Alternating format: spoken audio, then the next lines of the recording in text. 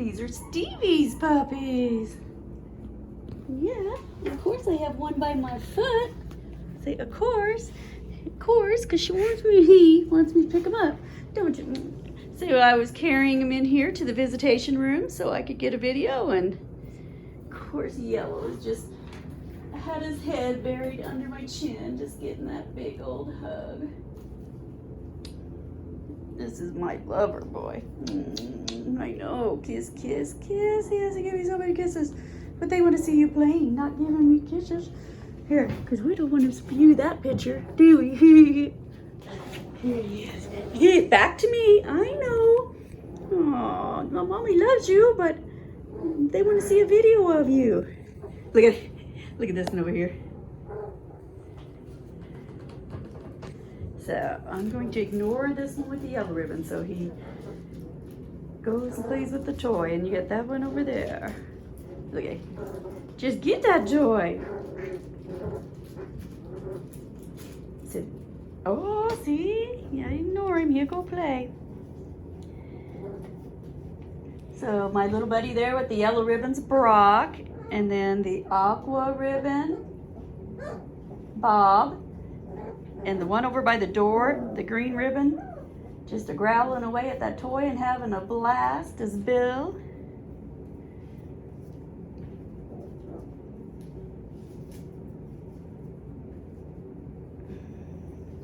So Aqua's the big boy, and then we had the two little boys.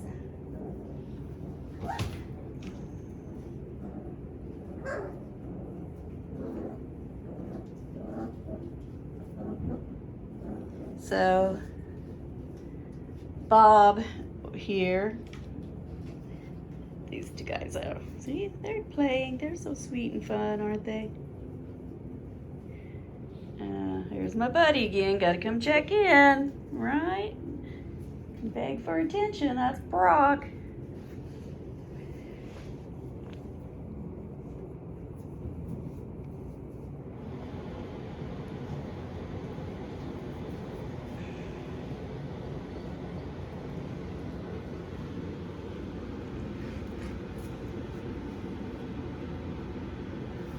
Look at these guys here. There's my little buddy there. That's Bill, checking in too. You trying to check in too? You were trying to play with my shoe. I see you. That's Bill. Oh, Brock just rang the bell over there. Oh, big boy. Good boy. Investigating the room. Saying you want to go back to your little playroom. Here. So, Bob is here. Bob, now his coat type is somewhere between wavy and curly. So, hey, you were trying to roll over? You want me to get your belly, don't you? So, you'll be like this girl here. Zoom her out there, see? Little mop top going on. So that's more like, say, one of these two. So one of those two would be that one. And he's the big boy.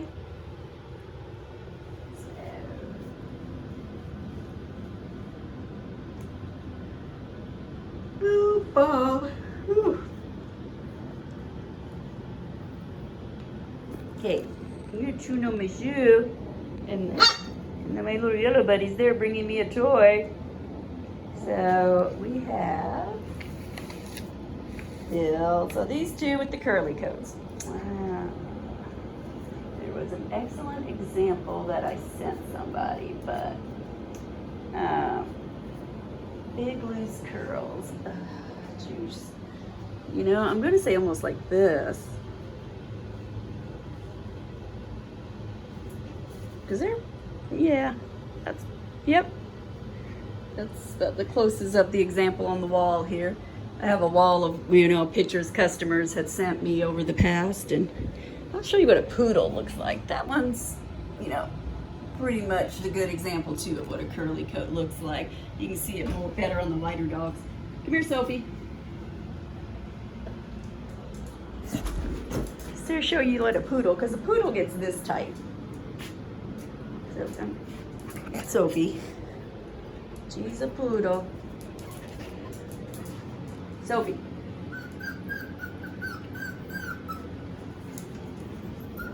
Well, and this big boy should be about as big as Sophie, too. Sophie, would you sit? Can you sit and show them? Sit. Sophie's not usually here. She's my daughter's dog. Okay, that's a good Sophie. Sit. Sophie. Sophie. Would you focus here, Sophie? Okay, so sit. There's a good Sophie. Sophie. Jeez. Oh, so kill me. You're just so excited to be here. This is day number 1.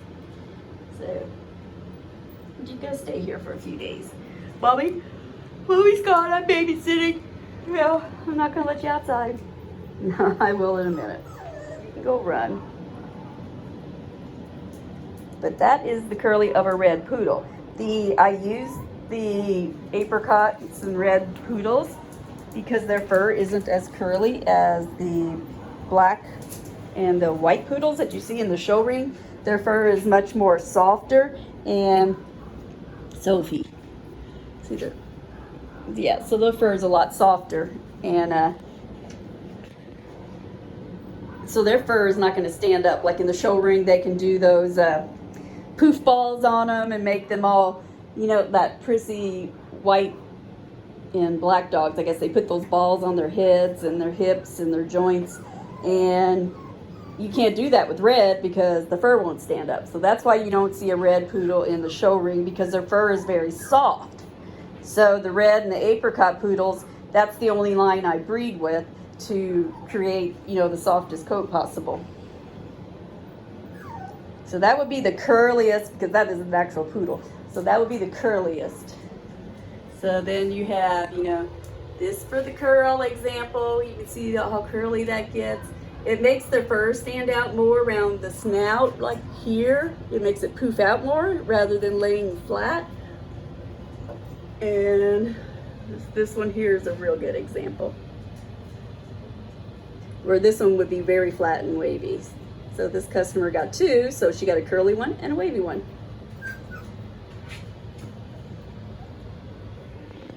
Okay, you guys. Hey, Soph, you want to go outside now? Sophie. Sophie, go run. Oh, Emmy's going with you. Take care of Emmy. But as you see, we do live on a hill, and this is why I really can't do like a live, like a FaceTime or anything, because as you see, this is us in my view. That's the house and so forth. And down the lane we have a lake, and the goes back like another 40 yards that way. So here's the outside of our building. So when you come here, this here is the entrance right here. So we're gonna go down here to the puppies. Hi, puppies. Huh? Did you go? No? Yeah. You did over there. I see it. Yes, I do. It's all right.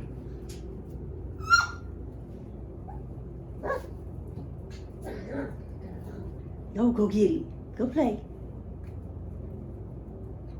Get him.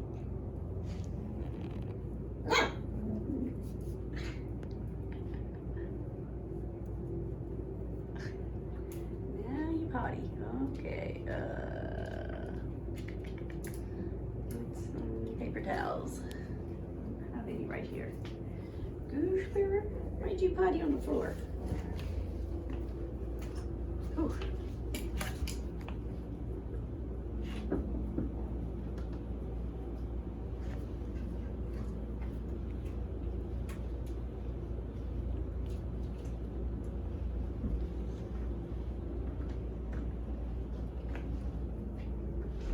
Oh, there it is. What you doing, huh?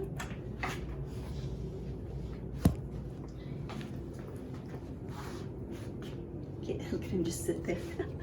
You sure are cute. Is that Brock? You're such a cutie, Brock. Yes, you are. Oh, you say, wait, let me get in there, huh? You're a little spunky boy, aren't you? Oh, spunky boy. So my spunky boy there at home too.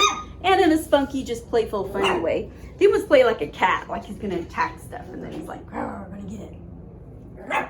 Yeah. And that just shows his high intelligence because he doesn't miss anything. He would probably be the most intelligent one.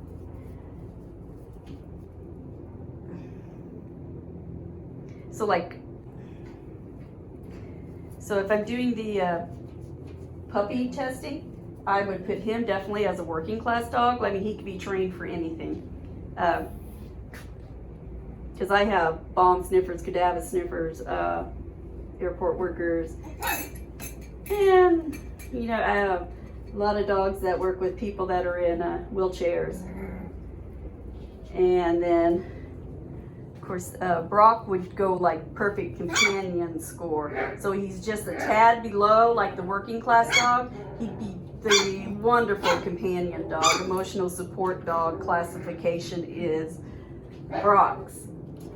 And then you have the big Bob. Now Bob's just somewhere in the middle. He could go either way. He'd be good for emotional support, or you could pretty much train him for anything. Get him, Brock. Tell him. It's your scale. It's your jungle gym. You're king of the mountain. You are? Okay.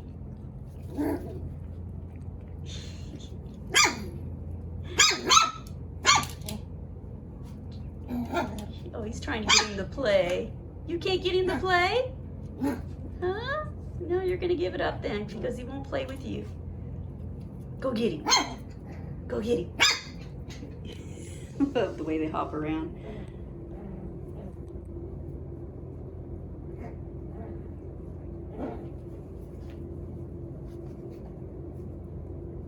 Look, he's like I'm stuck.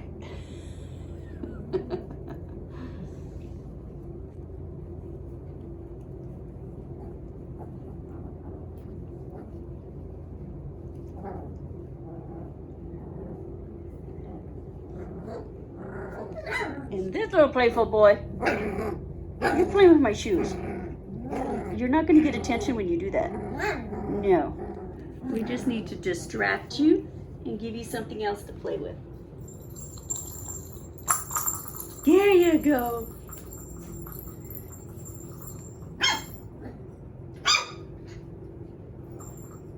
Oh, yep, you found a different toy.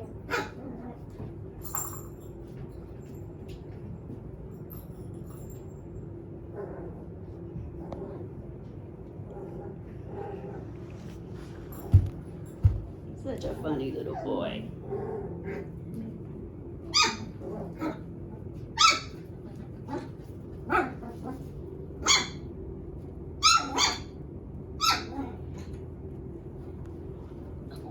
I don't have him in the picture.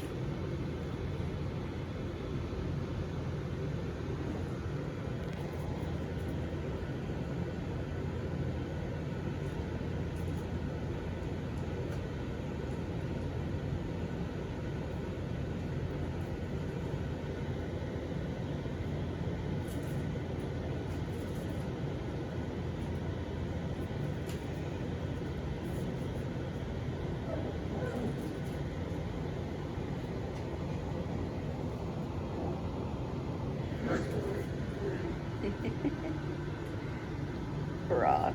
He can be playful too. So, or no, that one is Brock's the yellow one.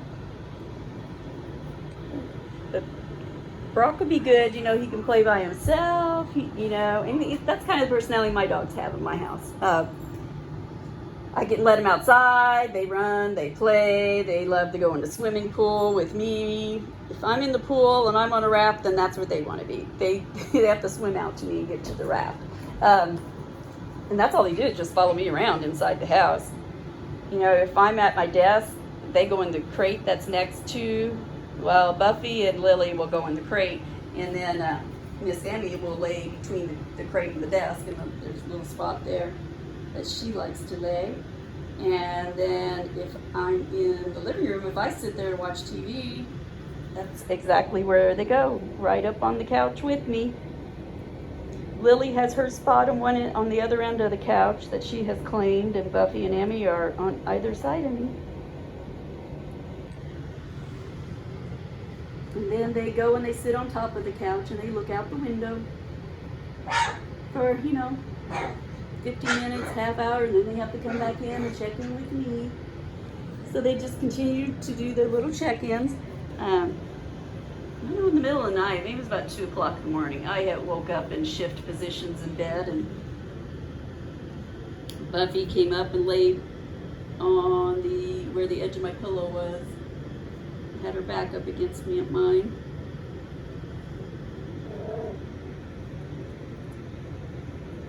So they have to check in during the night too. If I sneeze, it's so funny. If I sneeze, Buffy has to run up to me or find me wherever I'm at in the house and see if I'm okay. Because she could be a working class dog. So that's one of her jobs. When my grandson had to get a breathing machine, he was about 7 or 8, he had to get a breathing machine, and their dog would actually just lay right beside him and stare at that breathing machine all night long. It's like that's what the dog thought it had to do. It's protective. It wants to make sure that he's okay. Oh, my husband's home, so all the dogs are going to be wanting to get out and run again. Oh, Miss Sophie, she's out there running. We let her back into the kennel area. So I best get going, but there you are. These wonderful 3 puppies that are left to pick from Stevie's litter. Oh, Brock is in bed. He said he's had enough. And there goes his buddy.